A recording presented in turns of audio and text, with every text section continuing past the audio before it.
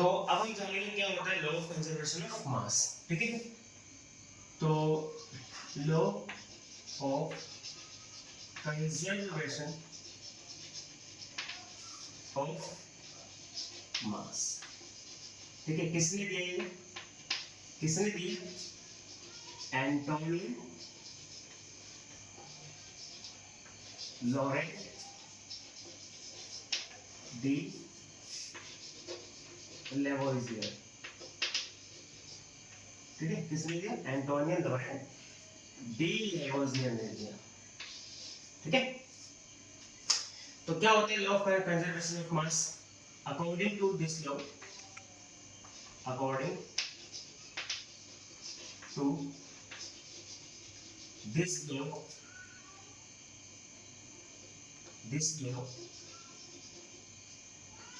mass can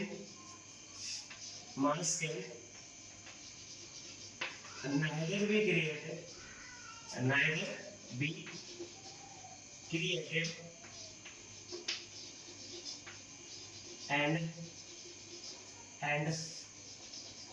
nor be destroyed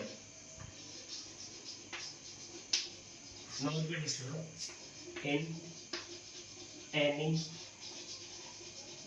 chemical reaction.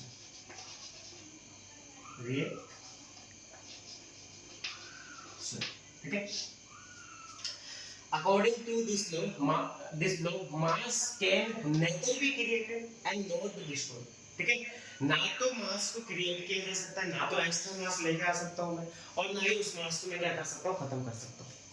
ना ही मैं मास को क्या कर सकता हूं, बना सकता हूं, ना ही मैं इसको क्या कर सकता हूं, डिस्ट्रॉय कर सकता हूं। मतलब मास ऑफ रिएक्टेंट क्या होगा, मास ऑफ रिएक्टेंट क्या होगा, मास ऑफ रिएक्टेंट होगा इक्वल होगा मास ऑफ रिएक्टेंट और इक्वल होगा किसके, मास ऑफ प्रोडक्ट के। मास ऑफ प्रोडक्ट क्या होगा, इक्वल होगा। मास ऑफ रिएक्टेंट क्या होगा, मास ऑफ प्रोडक्ट के इक्वल होगा। क्यों होगा, क्योंकि ये बात किसने कह दी है, एंटोनियो लॉरेंट डी लेवोइजियर। मास को ना तो बनाया जा सकता है, ना इसको नष्ट किया जा सकता है। Mass can neither be created and not be destroyed in any chemical reaction या equation. It means mass of reactant always equal होगा किसके, ऑलवेज होगा किसके, मास ऑफ प्रोडक्ट के। एग्जांपल समझो, यहां पर हमारे पास क्या है, ए कोई मेटल है, कुछ भी एलिमेंट है, और बी कोई एलिमेंट है। ठीक है, यहाँ पर कोई ए एलिमेंट है और यहाँ कोई बी एलिमेंट है। ठीक है, इसका मास क्या है, सपोज करो इसका मास कितना है, 5 ग्राम है, और इसका भी मास कितना है, 5 ग्राम है। ठीक है, दोनों का मास कितना है, 5 ग्राम है। जब ये दोनों आपस में रिएक्ट करेंगे तो रिएक्ट करके सपोज करो इन्होंने क्या बना लिया, ए बी बना दिया। सपोज करो इन्होंने क्या बना लिया, ए बी बना लिया। यहाँ पर भी इसका मास कितना होगा, 5 ग्राम ही होगा, यहाँ पर भी इसका मास कितना होगा, 5 ग्राम ही होगा। ठीक है, तो मास ऑफ रिएक्टेंट कितना होगा, दोनों को ऐड कर दो, 5 + 5 कितने होंगे बेटा, 5 और 5 कितने होंगे, 10, और यहाँ पर भी कितने होगा, 5 और 5 कितने होंगे, 10। तो दोनों का मास देखो कितना है, दोनों का मास कितना है, कितना है दोनों का मास, 10 है। दोनों का मास कितना है, 10 है। रिएक्टेंट का मास भी कितना है, 10 है, और प्रोडक्ट का मास भी कितना है, 10 है।